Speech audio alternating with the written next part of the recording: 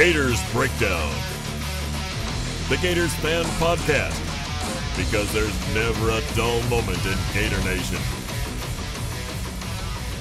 The Gators Breakdown Podcast is ready to go.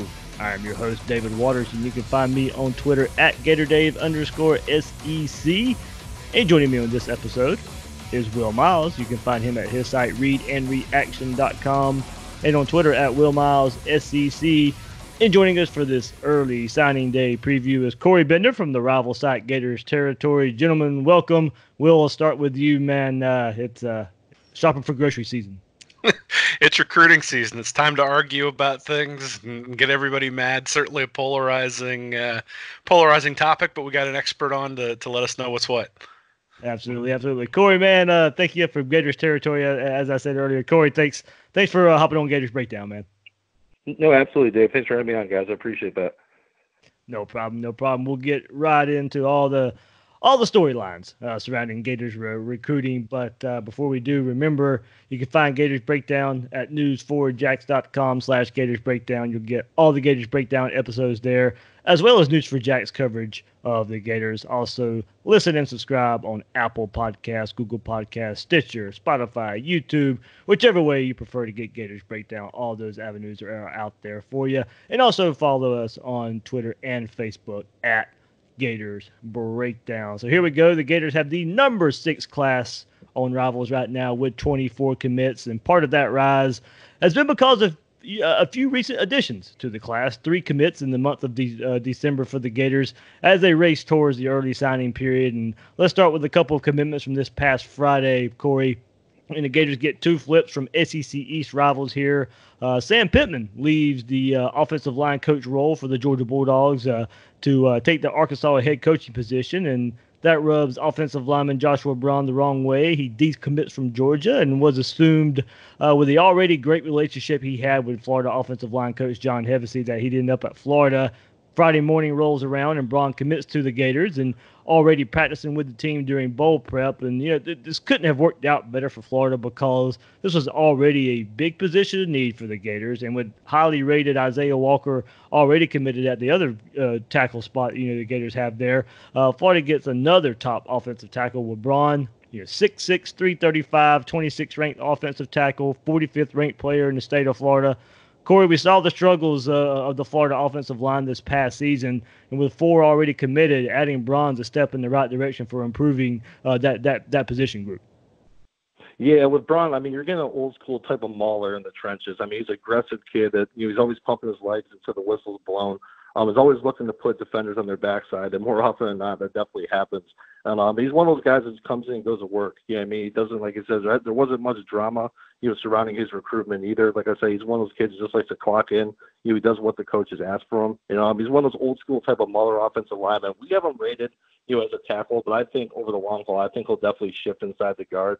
He definitely has good feet. He's a tennis player. A kid at that size is impressive, the way he moves around. But I just think his natural skill set, I think he'll transition better inside. But yeah, like you said, he's already in bowl practices. John Hevesy played a big factor in his recruitment. And like you said, it was down to Georgia and Florida. South Carolina was in there too, but it really came down to Georgia and Florida. It was a very close battle at first. So that's why once he reopened his recruitment, all eyes went to Florida. And I think he's a guy, he has sheer size, very strong kid naturally. He's only going to get better under Nick Savage's, under his guidance. And I think once his flexibility improves, and I think, like I said, this guy has a very high ceiling, especially inside. He's an aggressive kid, very strong at the point of attack, and at a position in need. And just having him on campus this early, it's going to make things interesting going into next season because he already has the size. He has a good work ethic, and like I said, he has that aggressive style that Coach Hevesy loves in the trenches. And before I let Will jump in here too, let's get to the other Friday commit. And this one happened late Friday night as Florida flips defensive back safety Mordecai Daniel from Tennessee, the Washington, D.C. native, the 32nd ranked safety on Rivals in the class of 2020, 6'1", 195, a physical speedster is kind of what I've seen him labeled as so far. So, Corey, this has been in the works for a couple of weeks. We thought it might happen a couple of weeks ago, but McDaniel spurns the Volunteers for the Gators. Yeah, he officially visited earlier this year. He's a well-reserved kid. Doesn't really talk much about his recruitment. So, like you said, it was kind of back and forth during this home stretch. A lot of guessing and when's he going to commit. And they actually Dan Mullen and Torian Gray, they had an in-home visit with him. About a week and a half ago, and that all went very well, obviously. And like you said, it was kind of a wait and see to see when you actually really go ahead and pull the trigger. With him, like he's a special teams ace, both in the return game, but also as a gunner running down the field. Very physical. Has a lot of energy, always has that motor. Every time I've watched a lot of his full highlight clips, not just his highlight clips, but his full game films, just kind of tracking the way he moves throughout a game. That motor is always running. And I think once he gets the proper coaching, like I said, he's more raw right now as a pure safety. He comes in the box, very physical, does a good job of wrapping up. But as far as just his, his awareness and coverage and stuff like that, he definitely has some ways to go. But, he's a guy I think can definitely see the field fairly early, especially on special teams. He's very well, as a returner, good vision. He's patient behind his blocks as well. But, you have to love his physicality when running down the field and making tackles as well. And, with the proper coaching, like I said, I think he has a high upside. And I think the way you labeled him is the right way. He's a speedy kid with upside. He definitely passes the eye test, good physicality. But now it's just about putting it all together, doing some more technical things. Sinking his hips in his back pedal, get a little bit more flexible. Just things like that. And then that'll only come over time, work with Nick Savage, just, growing into his body more, getting stronger. And, he's a kid with a nice upside to him. Before Will jumps in right here, it's funny you mentioned the special teams guy because Will, if anybody listens to this podcast enough, everybody knows Will likes looking at young guys who can get on the field on special teams. Yeah, no, definitely. No, that's the first thing that sticks out. I mean, most of his highlight tape, the first minute and a half is all special teams. And that's where then you get to a safety film. Like I said, he has a lot of attributes. He checks off a lot of boxes. But yeah, like I know Florida safety going forward, I know they're going to be replacing some people. I think you give them a year and a half or so as far as his pure safety. And I think, like you said, with proper coaching, I think definitely could be a good one for the Gators. Yeah, well, obviously these two guys are recent additions to the class, but I'm wondering who you think the can't miss prospects in this 2020 class are for Florida and who has the potential to contribute right away for the Gators. Yeah, as far as canvas guys, as far as uncommitted, I think we'll start with Tim Smith.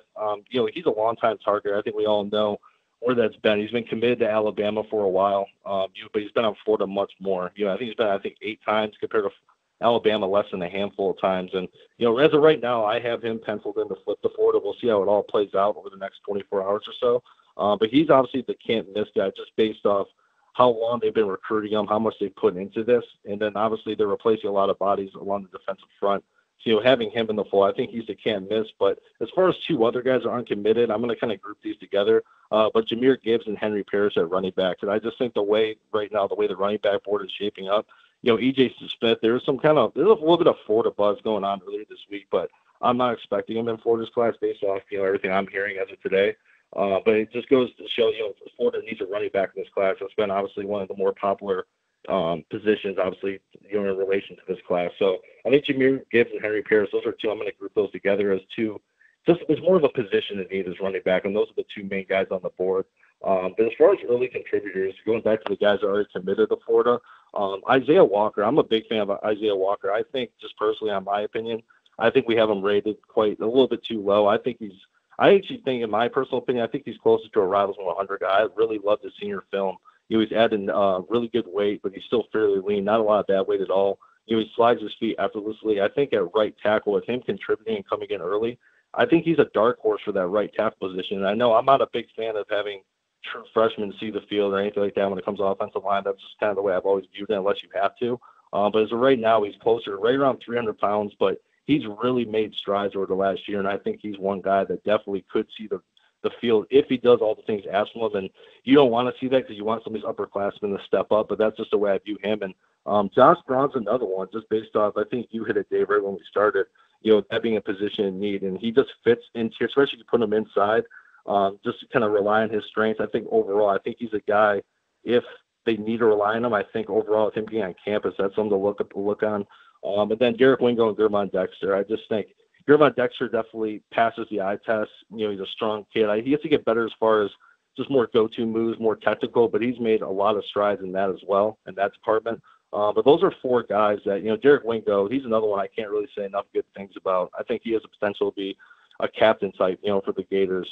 Off the field, he's a great kid, but, He's closer to almost 6'2" right now, about 220, about 215. Really good size. Instincts are really very well. He plays more of that buck role for his high school team. He wreaks havoc off the edge, and I think it was about 15 sacks he posted this year, roughly right around there. But as him as a traditional linebacker, I just think he's another one to kind of keep an eye on as possibly you could see the field. Corey, you mentioned running back and kind of what's going on there. Look, all the visits have been taken for players that want to sign early in this early signing period.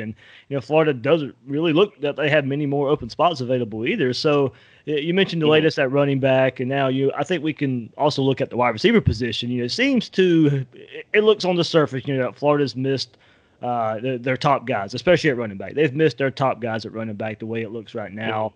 I don't think one signs this Wednesday, especially the two that you mentioned earlier with Gibbs and Parrish. We know we'll have to wait on those guys. Xavier Henderson doesn't seem to be trending for Florida right now at receiver. So, while this defensive class has some elite talent, you have a head coach that is offensive-minded in Dan Mullen and assistants that are known as great developers. But, in looking at skill players, Florida has some work to do there. No, absolutely. Yeah, there's been a lot of question marks, and that's the thing, too. There's been a lot of guys linked to that running back position. Even, Michael Drennan, who's from Ohio, that came back from Friday Night Lights. There's been so many names that you look upon, but I think, in my personal opinion, it's almost, as far as Florida's approach, they almost, all eggs were in the one basket. I mean, everyone wants Bowman, but like I said, it's always been back and forth, and that's not going to happen. It's just, there's a lot of work to do. They struck on a lot of the targets. As far as Xavier Henderson, I have him right now going to Clemson as well. Malik Heath. I thought after Malik Heath's official visit, the receiver who's been committed to Mississippi State for quite some time, I thought Florida was, trending pretty well after that visit. But I know there's some work to do as far as getting them in, as far as a mid-year enrollee. That's been kind of the hang-up with that. And I know there has been mutual interest, and interest has been high on his side. But that's another situation where I thought a lot of people, including myself for a while, thought he was going to be one to definitely end up in this class. But that's another little nick they came across. And I think as far as the other top guys, there's definitely some work to do. And with running back, definitely Jahmyr Gibbs, who's obviously probably the top target right now at running back, until Bowman officially signs. I just have to throw it out there. He's still a very, very productive player, one of the best running backs in the country. And I think his senior year showed that. That's just going to be another one. It's not going to be easy. That's the thing, too. There's still good backs on the board, and there's still good players on the board. But especially at running back, it's not going to be as easy as people think. Henry Parrish, with Ole Miss getting in the picture now, he has a really good relationship with Kevin Smith, who is a running backs coach at FAU, who followed Lane Kiffin to Oxford. I know they're trending pretty well with him, too. Florida obviously is still right in there. And, Henry might be on campus on January 24th. It's not finalized yet, but that official visit date's been thrown around, and Gibbs will be on campus that weekend, too. So I know with most of the kids signing, all but 4 kids, I believe, are signing during the early signing period. So Florida can turn a lot of attention and roll out that red carpet for those select few that are left in January. And those are the 2 guys that definitely come to mind as far as, Florida really prioritizing, but it's not going to be easy. Quickly on offense since we're talking about skill players, before I go to defense, Sam Brown announces he is going to announce on Wednesday, and that looked to be a good sign for Florida. If he was going to make the decision early with recent offers from Ole Miss and Georgia, if he was going to announce Wednesday, most seem that's a good trend for Florida. No, absolutely. And this has been an interesting one. So I submitted my future cast prediction in favor of Florida this afternoon. And this is the one going in. West Virginia has been a school that is basically, I believe it's going to come down to West Virginia and Florida, but I've heard some West Virginia buzz too. There's a few receivers on West Virginia's team that's from his area in Georgia that he's very close with. And he took a visit up to Morgantown too, and he loved that visit.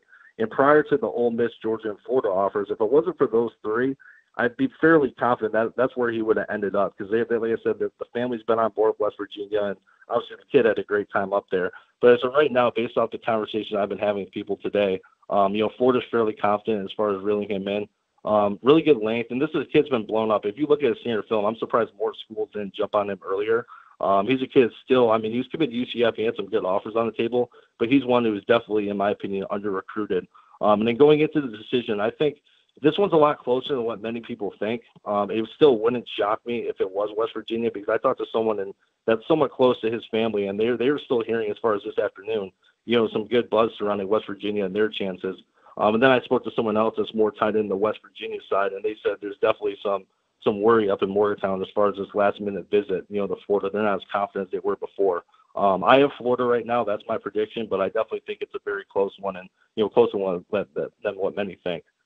All right, that'll be one to watch Wednesday afternoon, and a couple more to watch. A lot of big decisions looming to make this defensive class even better. Defensive tackles, we've already brought them up. Timothy Smith committed to Alabama. One, Clyde Pender committed to North Carolina, another one to watch out for. And then defensive end Donnell Harris is committed to Texas A&M. Look, all those guys will have to decide if they want to flip to Florida. Florida's got some good chances here on Wednesday. Corey, if this happens, you're looking at an elite defensive class. It's already really good. It's already well above average. But, flipping these guys, or even just a couple of these guys, it would make for one of the best defensive classes in the country. And also, I started this episode talking about, some recent commits, and the other one that was in December was Jalen Lee. So, Florida is really, really loading up on this defensive side of the ball. Yeah, especially in the trenches. And right now, and I was told right after all this was all going on, when Jalen Lee was rumored to, commit to Florida, a lot of people said, are they actually going to take all these guys? And then I was told, go load up on as many defensive linemen as possible as far as, the highly touted, their top targets. And that's still the case. They definitely would, from what I'm hearing, they definitely would take Smith and Pender. Right now, Florida's my choice for Smith, as I know before. Pender, I'm more kind of 50-50 on. North Carolina, if I had to decide right now, I'd probably submit it for North Carolina based on conversations I had today. That one's very, very close because Pender does a good job of not revealing too much. He's very well reserved about the recruiting process. Doesn't really get out there and try to make people guess and try to get out there as far as the recruiting drama. But Smith and Pender, those are obviously the two top guys in the trenches right now, especially now that Jalen Lee is basically committed. And Donnell Harris, he's a trench guy, but he could be a stand-up guy, more of a buck. But with Donnell Harris, that's the closest one. It wouldn't shock me if it's Florida or Texas A&M. I've heard from sources from both sides that both schools are confident. There's a lot that goes into this, and it's one of those ones where I'm going to be submitting my final predictions tomorrow night, and this is the one out of all the top targets Florida's going after. The one I'm probably the most unsure about as far as which way is he really going to lean. Texas A&M just got on my campus, so if you're Aggies fans, you would think that would definitely suit them well. But Florida definitely has picked up their pursuit in recent weeks, especially after he visited, for the Vanderbilt game. So it's going to be very interesting. Those are the three guys on top. Like you said, they're ranked number 6 right now. I believe they'll finish in the top 5 just based off even a few of the guys they land. Even if they land Sam Brown and Tim Smith or a combination of the other two, I still believe Florida will eventually just push up to that top 5 range. And like you said, it has the potential to be elite class, especially in the trenches. Multiple, Rivals 250 defensive tackles. You got talent on the edge. And then adding a guy like Smith, who has, arguably been the top target, since the summertime and well before that, would be, the icing on the cake. And, as of right now, Florida's my prediction for Smith.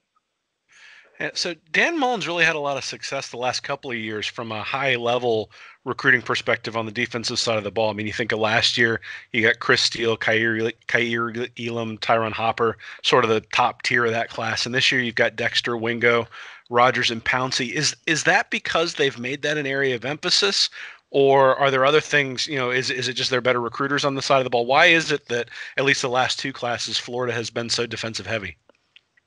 Yeah, I think part of it too. I think if you look at wide receiver this year, there's been so much depth, based off this year. So you go back to last year's class. I just think there's a few of the positions that obviously Florida was going for the top dog for each of those positions, but they weren't going to just settle on anyone. So they were more picky with those positions. So I wouldn't say they were recruiting defense a little bit more. I just think they're a little bit just more picky as far as the top targets they've had over the last couple of years. But you have to also say with David Turner, that's like one staff member. I think now he's finally getting credited for the work he's done, the relationship building that, he's been doing on the recruiting trail. Obviously they do have some top-notch recruiters on the defensive side of the ball.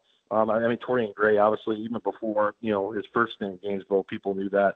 He leaves and comes back, and that just kind of picked up where it left off before. But I think a lot of it just has to do with, just position at need. That's honestly what it is. I think with receiver and running back, there wasn't, obviously, with Naquan Wright, when he came in late in the class, Florida was recruiting him hard, but if they would have not reeled him in, I don't think it would have been that big of a miss to the class.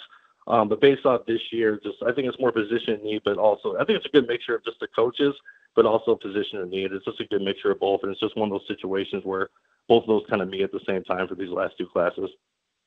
And then obviously Mullen is bringing in a punter in this class, Jeremy Crawshaw.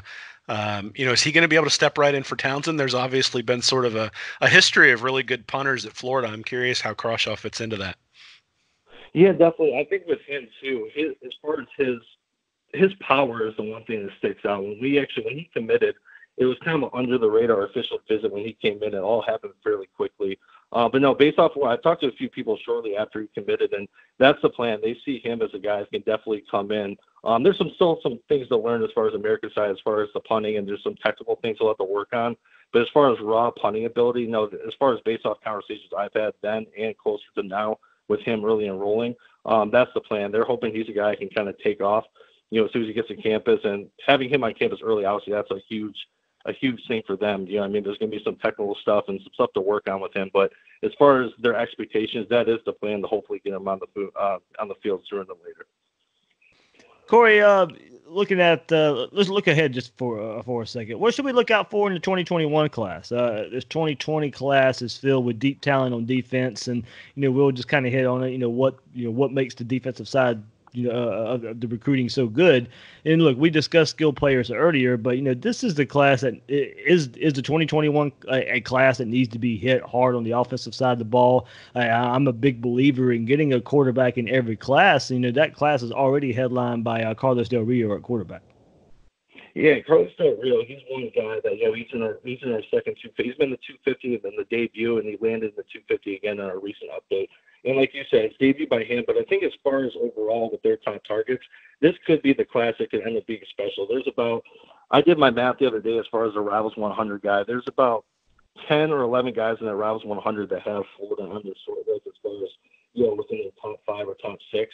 Obviously, you have all the Palmetto kids, Savion Collins, Leonard Taylor, Brayshard Smith. You have a lot of top-tier guys that are already leaning towards Florida pretty heavily. Trevante Rucker's another one. He's Rivals 250 now, but potential to get back in that Rivals 100. He's another guy I predict to eventually land back in this class. I think and also too, they had Mika Morris. He's a kid that, it's been a heavy battle between Florida and Georgia. I think if he would have announced last week, it probably would have been Georgia. He bumped back his decision with Sam Pittman leaving, but he's been on Florida's campus, I think, 6 times over the last year, and just recently too this past weekend. And basically what I was told, Florida did a really, really good job of setting up on that. And there's a lot of guys in the trenches, especially on the defensive side of the ball, that are leaning towards Florida's way right now. But I think that is a class that even be better than this one when it's all said and done. I mean, right now, Florida, they've done a great job of building those relationships. And, Terrence Lewis is another one on Miami Northwestern. He was committed in the class early on, then reopened his recruitment. Him and I spoke earlier this week, and he's the number 1 outside linebacker in the country for 2021. And, Florida's really, really pushing the right buttons with him. Coach Brian Johnson, Christian Robinson, those are the coaches recruiting them. And there's a lot of positive feedback coming from that 2021 class, and especially from a lot of powerhouse schools as well. Well, with that in mind, is Florida going to be more selective here in the 2020 class, just in terms of the numbers, to make sure that they're able to bring in all the guys they want to bring in next year? Or is that really not a concern for this 2020 class? Or, do they have their eyes set on a few guys, and maybe there are some guys that they might take but otherwise won't, just because of that 2021 class coming forward? And Corey, before you answer that one too, go into that. How many can Florida sign with this class? In relation to Will's question here, because I get that question a lot, and I see 27, 29. Can they really take that many? Yeah, 27 is the number I've been hearing consistently, and I was actually digging around about that too, because especially with the amount of D-lines, with Danielle Harris, you got Pinger. There's a lot of fill on the board. You got Parrish and Gibbs. I kept digging on the number to make sure it's right. 27 is the number I keep hearing. I have heard 28 going around there too. I know it kind of goes back and forth, but 27 is a more concrete number I've been hearing as far as that. But no, as far as being selective, there's about, I would say, a good half dozen prospects as far as the main prospects still on the board for them. Tim Smith is obviously being one. I mean, in January, you got the 2 running backs. You also got D. Beck with a tight end target. They already have Odom in the class, so if they don't get him, Florida right now is the leader for him. He's another kid. They were actually hoping he could get, signed early, and hopefully get his recruitment wrapped up sooner than later. So it sounds like he's going to drag out to January. He's a guy that obviously has a committable offer, and Florida likes him a lot, but I wouldn't call him a huge loss if he decides to head elsewhere. Tennessee's in there. But yeah, I would say Danielle Harris, obviously Tim Smith, Gibbs and Paris, those 4. You got Pinder on the board, obviously, too. Right now, like I told you before, I'm kind of more leaning towards North Carolina. I just don't see Florida sign both of them. I mean, as of right now, I mean, they're already pretty loaded up in the trenches. So those are those are about the 4 or 5. EJ Smith, like we know with him, he's on the board too, signing on Wednesday, but I think it's going to be Stanford or A&M. And then you got Sam Brown. So there's about 6, 7 guys on the board that are concrete targets. And that's not including Doomerville. I expect Marcus Doomerville to sign at LSU. Morven Joseph, the same type of thing. I'm not listing those guys just because I'm not including them in Florida's class. I think, like I said, they're going to head elsewhere. But yeah, you have about 6 or 7 guys left on the board right now. You only have about 4 or 5 spots left, so they have to be fairly selective. Go ahead, Will. Follow it up with one. I know you have one more.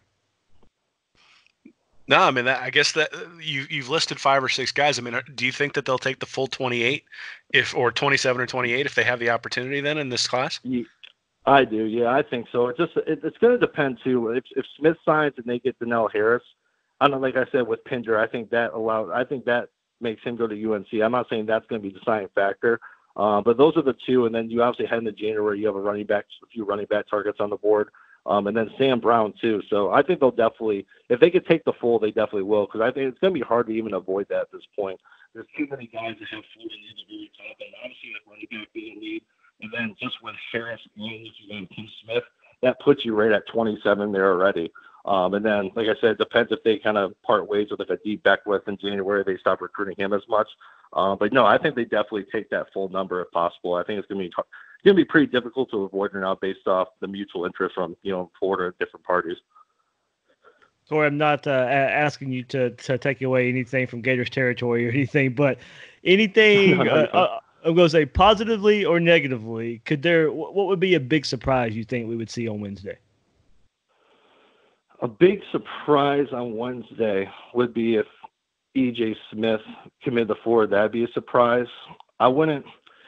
Other than that, I think to me, because I've already put my prediction on, I think Tim Smith. I mean, I wouldn't really call. I mean, it would be a surprise for fans. It'd be more of excitement. I think EJ Smith. There isn't really too many huge surprises right now as far as on the board. I think it's more that everyone's settled on the top targets where the main guys Florida's going to get. But as far as, I think Tim Smith, I haven't predicted to Florida. Donnell Harris, I mean, it's like I said before, that's a 50-50 coin flip for me. I wouldn't call it a surprise if he commits. It's just going to be more excitement for those guys. But yeah, as far as right now, I think EJ Smith would be the biggest surprise, and obviously it would fill a need at running back. Obviously, so you don't have to drag that into January and have to worry about those extra scholarship spots. But yeah, I think EJ Smith, that would be the biggest surprise, while Tim Smith and Donnell Harris, it's kind of well known that, Florida's in the top 2 and Smith is trending to Florida. I don't know how many people went on record saying they think Smith's going to Florida, but, that's the one I'm definitely leaning towards for that. And then Harris, same type of thing. You even saw with this graphic, he's committed to A&M, but, he puts Florida in the ceremony graphic with them and A&M. So that's recruiting in 2019 for you.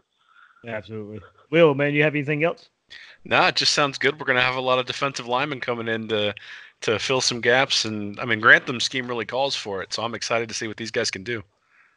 Yeah, big size, too, especially with the tackle, man. Like I said, inside, I mean, you definitely – all those kids check out the box as far as sheer size in the trenches. Another kid, too, I want to mention, too, is Johnny Brown. He's a kid I'm as far as guys down the road who can make an impact, he's one I'm very high on. As far as he doesn't really talk about too much. He's another kid that's pretty well reserved, plays receiver in high school, doesn't do many interviews, but he's a kid I covered even back at Tampa Catholic when he was a freshman, and he's a guy, you watch him on film, he's explosive. He's not as big as the other guys, more 6'2", 255, 260, but he puts on about 20 pounds over the next couple of years. I think you have a stout kid who's explosive. You can move him around, and he's a guy I think doesn't get talked about a lot, but has the potential to definitely make an impact and turn heads in a couple of years. Corey, one more before we let you go. We'll have to wait on this one too. Avonte Williams, the safety there, decommitted from Oregon. Haven't really mentioned him much in listing everybody for early signing day. Is that one I know we'll have to wait on? How about that one as far as numbers go, I guess? Yeah, so that's the other one too. So with Florida, what I think is going to happen, if they can reel in Avonte Williams, I'll break that down here in a second. I think they have the opportunity to kind of move Mark Britt to receiver. They recruit him as a safety athlete, but in my opinion, reeling in, you already have multiple safeties in this class. You got McDaniel, You got Rashad Torrance. You got Mark Britt. So I feel like I'm not sure they would actually take 4 safeties. I think they have the opportunity to push Britt to the other side of the ball, and I think he'd be more than fine with that. He's a kid. He grew up as a wide receiver. That was his natural position. But I've always kind of said with Avonte Williams, my prediction a few months ago, I kind of went on my site and said I think eventually if he'll reopen his recruitment, because I think a lot of people looked at the Oregon commitment. Like he liked Oregon, he had a good relationship with the staff, but you look at the distance, just his situation. I just didn't think it fit him. I didn't think he would actually, stay true to that commitment. I thought eventually he'd reopen it, and he did. And I always kind of thought he would take an official visit to Florida in January, maybe Georgia too. I know Miami, he was committed to them as a freshman, but I always thought if Florida gets him on campus in January late in the process, I just think it could just work out perfectly as far as the timing for both parties. And I still kind of feel that way right now. He's not signing early, like you said, Dave. He's going to drag it out into January, take some visits. Florida, I'll be shocked if they don't get an official. They're one of the schools that's been linked to his recruitment for quite some time. And I'm not going to go on record and say, hey, Florida's my prediction this second because a lot can change. He could schedule a bunch of visits here in the next week or two. But Florida right now, I think they're in a position where they definitely could, inch ahead and take that lead just based off the timing. And, getting him for an official visit in January, I think it definitely could work, basically for them, especially towards the end of it. Awesome work, Corey. Let our listeners know, man, where they can, what you guys will be having on, have going on at Gators territory the next couple of days leading up to early signing day. Yeah, we'll have actually a bunch of individual video breakdowns here in the next couple of days. We'll also have sign day capsules for each player, why each kid chose Florida, full analysis with highlights for each kid. As of right now, I'll probably be on the road going to Sebastian River to go to Timothy Smith's announcement here on Wednesday. There's going to be tons of content, well over a dozen pieces of content that will be published throughout the day. And definitely, like I said, all but 4 kids right now are slated to sign early. So about 20 kids right now are about to sign early. It's going to be more than that based off, 20 plus based off, the projected additions they're going to get as well. So yeah, we'll have tons of content throughout the whole day, and we'll definitely keep you guys up to date with everything Florida Gators. All right, that is Corey Bender from the Rivals Network Gators Territory site. Corey, man, thanks. Thank you so much for joining us here on Gators Breakdown and all the insight. Yeah, thanks a lot, Dave. Thanks for having me on. All right. Will Dan Mullen, of course, on Monday had his press conference for recruiting, a little preview for early signing day and also the bowl game as well. So he was asked, of course, and it's been a hot topic, of course, with the NFL and Dan Mullen's interest, if he have interest, I guess, in the NFL. And I thought it blew up last week because Bruce Feldman and Andy Staples had mentioned Dan Mullen's name in relation to the Dallas Cowboys job. And he was asked about Mullen was asked about it last week and didn't necessarily really completely shut down the idea, but then was asked about it again at his press conference in relation to the Dallas Cowboys job. Well, look, first, Jason Garrett hasn't even been fired from the Cowboys yet. So if he was to get fired, I think it looks like Urban Meyer, Lincoln Riley are at the top of the list. And, I really doubt the top of the list is all college guys. So I think Mullen would be further down the list behind some NFL guys as well. Of course, there's the Dak Prescott connection, but Mullen really likes it at Florida. He said all the right things at his press conference in regards to the NFL. He started off by saying he hasn't even had time to consider what it would entail to be an NFL coach and having to get everything together to be that type of coach. And look, you have to take him for his word there. And look, the season just ended. He's been on the road recruiting. Plus, I'm sure he hasn't even been contacted. So no need to even think about it unless there's something to think about from Mullen's point of view there. So he went on to say, quote, "I think our guys know I plan on being here for a long time," in the quote there. And look, there's been a little conversation about a contract extension. He was asked about that as well. And he says he likes where he's at, and he says he feels good about his job security, as he should. So, so if he's contacted, it may be worth keeping an eye on, even if I don't know if we even hear about it or not. But, right now, feel good about Dan Mullen being at Florida for a long time. Yeah, well, I mean, when you're when you've got a head coach who's getting courted, or at least people are bringing his name up with the NFL, it's a good thing, right? It means you're winning a bunch of games, and it means that people have recognized his on-field coaching acumen, and that's maybe the biggest difference between a guy like Urban Meyer or a guy like Lincoln Riley. Is that those guys have Riley maybe a little bit less so than Meyer, but Meyer's always had the best players everywhere he's gone. Now, certainly that's meant that he's won a whole lot of games, but you do have to wonder whether having the better players in each circumstance makes it a little bit easier for him. Mullen hasn't necessarily had that. I mean, certainly when he was at Mississippi State, he didn't have that, and he hasn't had that when he's been at Florida in some big games as well. But Florida still performed pretty well against teams like Auburn and LSU last year, and admirably against Georgia and LSU this year, even though they came up short. So I do think that there's a reason to believe that Mullen might be interested at some point in the future. I mean, especially if you consider that he hasn't appeared to be an elite recruiter yet. And that's a huge part of the college job and not part of the NFL job at all. So I can see how it might appeal to him. And certainly you always say you're going to listen, because otherwise your agent tells you to find a new agent. So I'm not surprised. I'm not surprised that he's saying that he's going to listen, because at the end of the day, it's his job to get more money for himself, more money for his staff, more facilities, all the things that he needs to build up the program. And that's what we expect the head coaches to do. Yeah, it would not surprise me in the least whatsoever.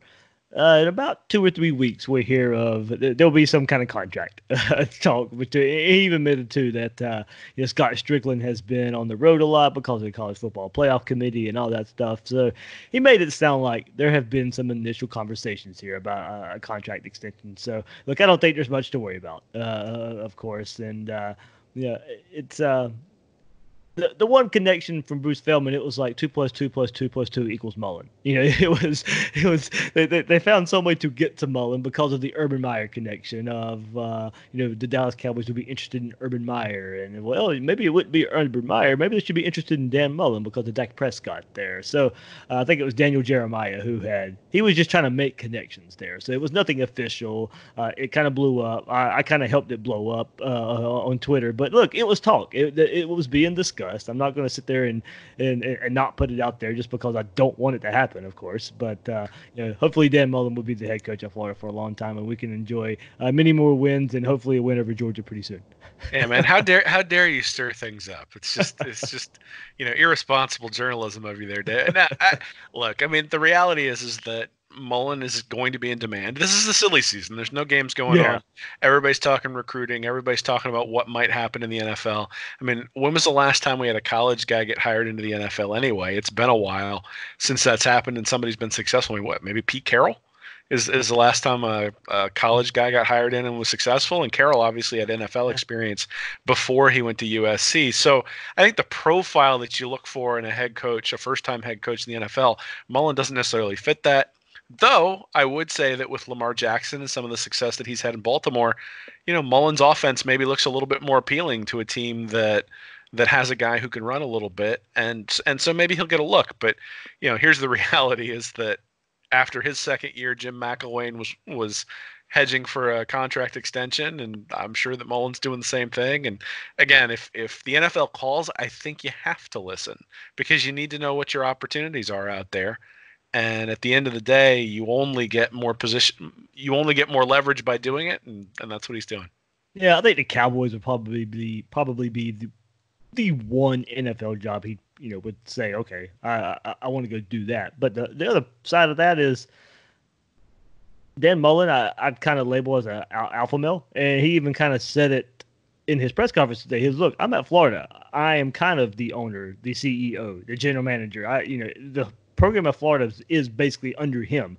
Yes, he has a boss in Scott Strickland and all that, but everybody knows pretty much the football head coach, especially at a football school, has more power than pretty much anybody else on campus. So, as he said, he is the guy at the University of Florida. You go to Dallas, you have to deal with Jerry Jones. And that would not be easy for a guy to me like Urban Meyer or Dan Mullen, who's used to being able in control. And Will, back to your point of an successful college coach, NFL coach. Lately You don't even have to be successful in college to get a job in the NFL.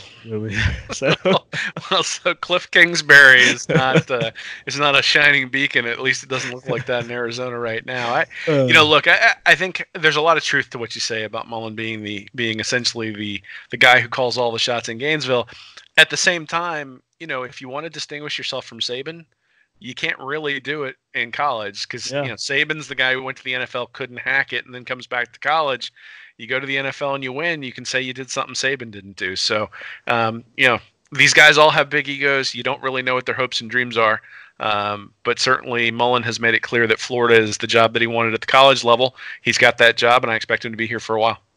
Absolutely. Moving on here, and just kind of rehashing what Mullen was discussing at his Monday press conference, and if there were any concerns about being able to get up for the game versus Virginia in the Orange Bowl, because they're not a highly ranked team that you're going against, like kind of like Michigan there, or a team like you wanted to get payback like Michigan last year. And look. Mullen says he's told his team, hey, look, the Virginia played for the conference championship. They won their division. And you look at what they did to get there, that kind of an auto bid situation with the way that they're tied into the ACC. But he even said, bowl games, it's a lot of times it is more about you, the mental, physical toughness part of it. So, can you go execute at a high level when there's not really much to play for except for yourself, except to go out there and get a win? So, you as a team, you have to come together. And look, last year in the Peach Bowl, there was, if you look at it, you can say there was so much more to play for. It was Dan Mullen's first year. You're trying to bounce back from a 4-win season. You want to end the season on a high note. It's your head coach's first season. You want to go out and put something together to build a foundation off of, and that's exactly what they did with the Peach Bowl. And look, I have no problem in admitting, and saying, hey, look, Florida probably did want that game more than Michigan did. Michigan disappointed with their outlook of the season, and Florida, as I said, bouncing back, trying to make something happen. Especially the seniors, Chauncey Gardner-Johnson, or guys who were leaving early, Chauncey Gardner-Johnson, C.C. Jefferson, those guys coming off of a disappointing season under Jim McElwain and now able to go play in a New Year's Six game and a lot to play for. That's not the scenario that we get this year. Florida kind of lived up to the expectation of being a top 10 team and making the Orange Bowl, but not necessarily getting the type of opponent they thought they would get in that type of game. Yeah, I mean, I think two things can be true, right? I mean, the first thing is that I do think that checked out's the wrong word, but I do think that Gators fans are a little bit deflated with the matchup, and I think the players are probably feeling that as well on their side, right? I mean, it's a hell of a lot more exciting to be facing a Baylor team that's in the top 10 than it is to be facing a Virginia team who's just hanging on to a top 25 rating because the committee wanted to make the game look better. And so it's natural that they're going to come out flat in this game potentially, and that's something that Mullen's going to have to guard against, and I think is indicative of how good of a motivator he is if they do come out a house on fire to start the game, just because if he's able to do that, then I think it's a good coaching job by him. But the big thing here, I think, is that Virginia's the perfect matchup for Florida. So they're terrible against the pass. They're 93rd in FBS in yards per pass attempt allowed. And obviously that's what Mullen wants to do with this particular offense and Kyle Trask. And I'm sure they'll be working on some things in bowl practice to try to get the offensive line a little bit more effective in the running game. And they'll probably, if P. Ryan plays, they'll get the ball to him quite a bit. But at the end of the day, Florida wants to throw the ball. Virginia's not any good against the pass. And then on the other side, you've got Bryce Perkins, who, when you go back and look at his stats, they look eerily similar to Felipe Franks from 2018. So a game manager, not a guy who's going to necessarily make the difference in a game unless he's able to do it with his legs. And that's really the place where Florida's defense is going to have to focus, which means that a guy like C.J. Henderson not being there isn't necessarily as important as maybe some of those guys who were missing in the Michigan game last year, where those were guys that Florida could specifically target. Devin Bush not being there meant that the running game for Florida could be used to isolate him. I think Virginia's going to have trouble isolating the fact that Henderson's not there. I think the front seven for Florida is really going to be the story here. And if they can stop Perkins from running, then I'm not sure he has the arm to be able to make them pay. So I think the matchup is perfect for Florida to come out a little bit flat and still come out on top, which I think is probably the scenario I'd be predicting, at least right now at this point in time. Yeah, Mullen did announce it does look like Jabari Zuniga will play. I can't see it. I mean, the way he just missed the second half of the season, and that ankle, we heard time and time again, he probably would be good to go late in the season. This is about another month to get rest, but I don't really know if you risk it right now if you're him. Jonathan Grenard says he will play. He was interviewed today as well, said he was not missing this game. He did briefly think about not playing in this game, but he will be there playing in the Orange Bowl as well. And Mari Burney looks like he'll be good to go. Sean Davis still nursing the hamstring, not practicing right now. But for the most part, except everybody who was out with season-ending injuries, players like Jeremiah Moon will not play. But most of the part, the Gators will be healthy going toward the Orange Bowl. And we'll, lastly, before we wrap this episode up, Joe Burrow win the Heisman. Joe Burrow win the Heisman for LSU Tigers. That's one of the better imitations I've heard, Dave. Go Tigers. Go Tigers. Well, the best part, I mean, Burrow was like cracking up there on the stage and tearing up, and Orgeron was just sort of sitting there. It was like, man, like, come on, Ed, like shed a tear. Come on, buddy. But yeah, it was an exciting Saturday. Well, I mean, I'm not sure anybody even watched the ceremony because we all knew who was going to win. I was driving back from Disney. Yeah, well, I mean, obviously, I had a vested interest in seeing whether Burrow pulled home the Heisman. He had won all the awards prior to that. So, no, I think there are actually some things we can learn about the sort of his high school prospects and what that portended in terms of how good he could be. And obviously I've sort of pointed that out over time, but also in an article this week looking at Anthony Richardson and Kyle Trask and what that sort of holds for Florida moving forward. I didn't have anything about Emory Jones in there, but that doesn't mean I think he's bad. It just means that I didn't include him in the analysis because I'm sort of, hey, the new guy coming in and then the incumbent. Yeah. So, I'm sure I'll be dealing with Emory Jones in a separate article, not in the not too distant future. But yeah, I mean, congrats to Joe Burrow. He had a heck of a year. Certainly, that's it's a guy that I would have loved to have had on Florida's roster, but it didn't happen that way. And it really does show the difference that an elite quarterback can make. I mean, LSU has been recruiting at a pretty high level under Orgeron, but has been basically right around where Florida's been, struggling to compete with Alabama and Georgia and even Auburn in some capacity. And then they get a quarterback in there who's chucking it all over the yard. And obviously Joe Brady has something to do with that too. But, they get a quarterback in there who's chucking it all over the yard, and all of a sudden nobody can beat him.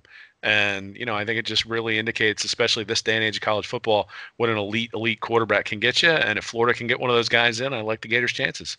Yeah, hopefully so. Yeah, hopefully we see the steps that Kyle Trask can make for next year, or Emory Jones, that he comes out in springtime, like you said, and he's the guy that proves he's the worth, or even 2 years down the road, Anthony Richardson's that type of guy. And speaking of him, Will, but he is practicing with the bowl with the team now for bowl practices. He is on campus there, as is Josh Braun there too. So.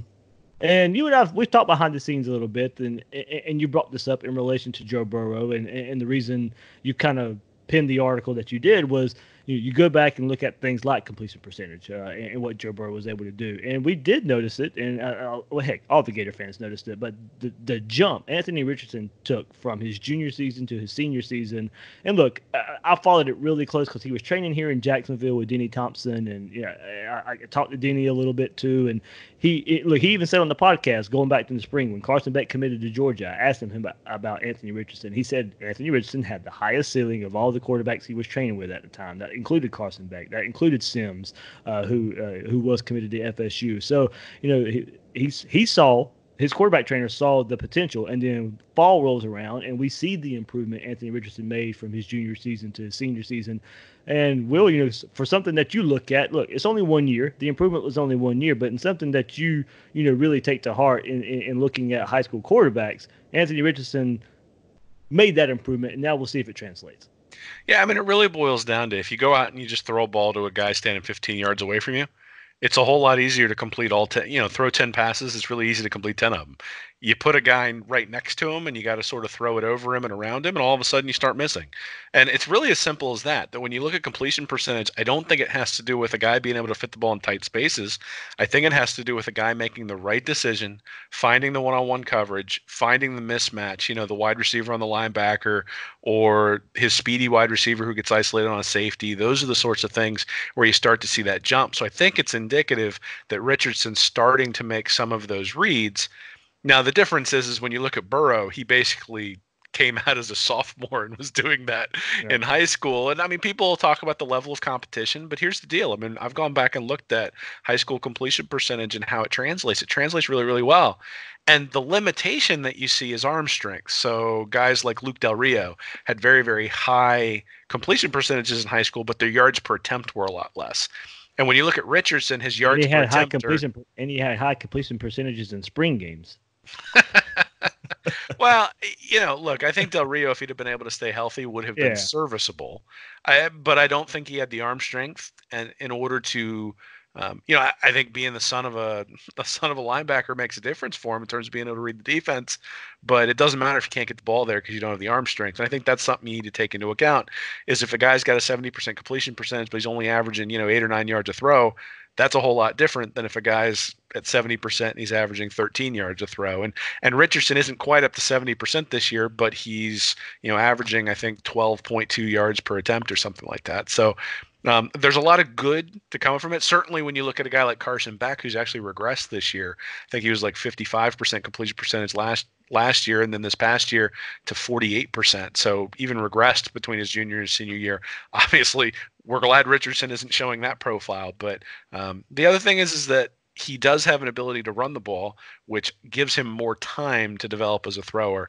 And that's one of the things that you also look for in a quarterback, particularly in Mullen's offense, is the ability to sort of get the defense in situations it doesn't want to be in by the ability to run the ball, and then you get one-on-one coverage just by virtue of being able to do that. So I think Richardson's going to have the ability to do that a little bit, but obviously we're probably a couple years from seeing him out there on the field in any major action for the Gators, barring some Skylar Mortonwig type disaster next year. And I think that's probably one of the things that he appreciates about coming to Florida is he's going to have a couple of years to learn, and then when it's finally his turn to take the keys, he's going to be ready to go. Yep, and that'll be conversations we'll have all throughout spring and stuff coming up, because believe me, I've had the conversation a lot on Twitter lately of who should the quarterback be next fall because of Emory Jones' mobility or what Kyle Trask was able to do this past year. So plenty of time to talk about all that type of stuff. So we'll, I know it's coming up this week, reading reaction, early signing day, of course, but I know it's your anniversary, right? So yeah, so Wednesday is my 15th wedding anniversary, so I will not be following early signing day on Twitter. Yep. Though my guess is that there will be some stuff up on the site this week, just sort of looking at the class. One of the interesting things is that the class is nearly full at this point, really. I mean, the last couple of years, Mullen's really had to push in the final stretch, and he's not going to have to do that this year. He's going to get the vast majority of his guys. I mean, he could claim a full class with the guys that are going to be with the guys who will have signed on early signing day, which is a little bit odd,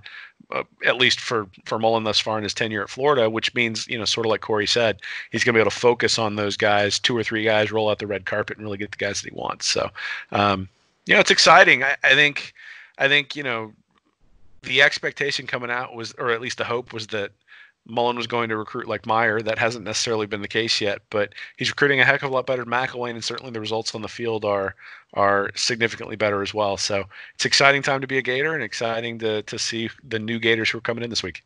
Yeah, absolutely. So Will Salmon would join me Wednesday night as we'll take a look at early signing period.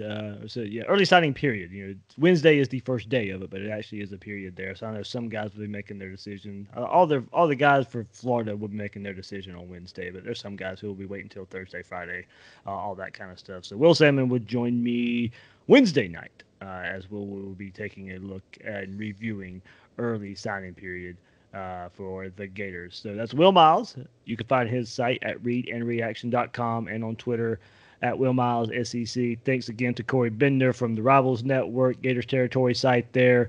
Great insight there. And make sure you follow those guys for all your signing day coverage coming up Wednesday as well. I'm the host of Gators Breakdown, David Waters. You can find me on Twitter at GatorDave_SEC. Guys and girls out there, thanks for listening to this episode of Gators Breakdown.